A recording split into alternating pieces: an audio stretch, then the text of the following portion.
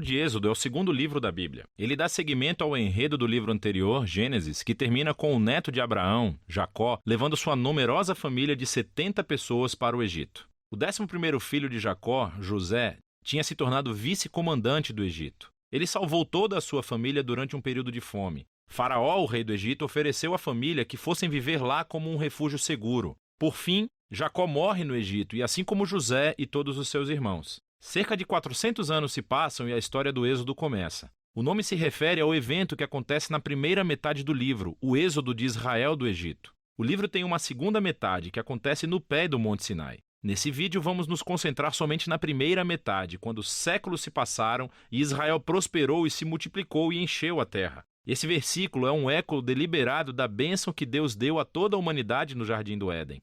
Lembra-nos da grande história bíblica até agora. A humanidade perdeu a bênção de Deus por meio do pecado e da rebeldia. E Deus escolheu a família de Abraão como instrumento através do qual ele iria restaurar as suas bênçãos para todo o mundo. Mas o novo faraó não vê Israel como uma bênção. Na verdade, ele vê esse grupo imigrante israelita como uma ameaça ao seu poder. Da mesma forma que em Gênesis a humanidade se revolta contra a bênção de Deus. Aqui o faraó tenta destruir a fonte da bênção de Deus, os israelitas. Ele os escraviza de maneira brutal, forçando-os a trabalhar e ordena que todos os meninos israelitas sejam afogados no Nilo. Ele é a pior personagem da Bíblia até agora. O seu reino é o ápice da rebelião da humanidade contra Deus. Esse faraó redefiniu o bem e o mal de acordo com seus próprios interesses de tal maneira que até mesmo o assassinato de crianças inocentes se tornou algo bom para ele. O Egito tornou-se pior do que a Babilônia do livro de Gênesis. Agora Israel grita por socorro contra essa nova Babilônia e Deus responde. Primeiro, Deus vira o mal do faraó de cabeça para baixo quando uma mãe israelita joga o seu filho no Nilo, mas dentro de um cesto. Ele flutua com segurança até a família do próprio faraó. Ele é chamado de Moisés e ele cresce para tornar-se o homem que Deus usará para derrotar o mal do faraó. Na famosa história da sarça ardente, Deus aparece diante de Moisés e pede-lhe que vá até o faraó e ordene que libere os israelitas. Deus diz que sabe que o faraó vai resistir e por isso ele trará o seu julgamento sobre o Egito em forma de pragas. Deus também diz que ele vai endurecer o coração do faraó. E assim chegamos à próxima parte da história, o confronto entre Deus e faraó. O que significa quando Deus diz que vai endurecer o coração do faraó? É muito importante ler esse trecho da história atentamente e em sequência. No primeiro encontro de Moisés com o faraó, sabemos somente que o coração do faraó endureceu. Não há nenhuma indicação de que Deus fez alguma coisa. Em resposta, Deus envia a primeira das 5 pragas, cada uma confrontando o faraó e um dos seus deuses egípcios. E em cada vez, Moisés oferece ao faraó uma chance para ser humilde e libertar os israelitas. Mas após cada praga, ficamos sabendo que o coração do faraó endureceu. Ele está fazendo isso por vontade própria. Eventualmente, é com a segunda das 5 pragas que começamos a escutar como Deus endureceu o coração de Faraó. O propósito da história parece ser esse. Mesmo que Deus soubesse que Faraó iria resistir à sua vontade, Deus ainda lhe deu a chance de fazer a coisa certa.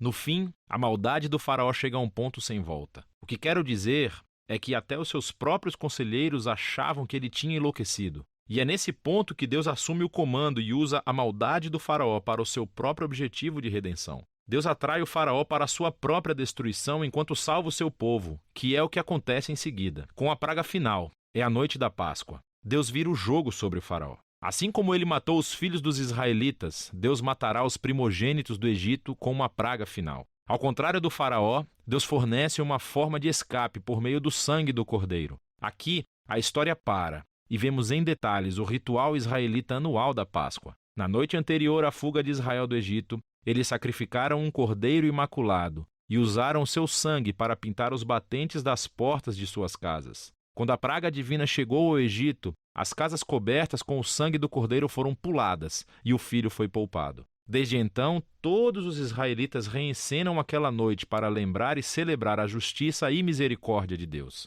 Mas o faraó, por conta do seu orgulho e rebeldia, perde o próprio filho e é obrigado finalmente a libertar os israelitas. Os escravos israelitas fazem o seu êxodo do Egito, mas assim que eles saem, o faraó muda de ideia. Ele reúne o seu exército e persegue os israelitas para uma batalha final. Quando os israelitas passam pelas águas do mar em segurança, o faraó decide atacar e assim entra na sua própria destruição. A história do Êxodo conclui com a primeira canção de louvor da Bíblia. Chama-se a Canção do Mar. O verso final declara que o Senhor é rei. A canção reconta em poesia do que se trata a história do reino de Deus. Fala sobre como Deus tem a missão de confrontar o mal no seu mundo e resgatar aqueles que são escravizados pelo mal. Deus vai trazer todo o seu povo para a terra prometida, onde a sua presença divina viverá entre eles. Essa história mostra como é quando Deus se torna rei do seu povo. Depois que os israelitas entoam a sua canção, a história tem uma reviravolta. Os israelitas estão andando pelo deserto a caminho do Monte Sinai.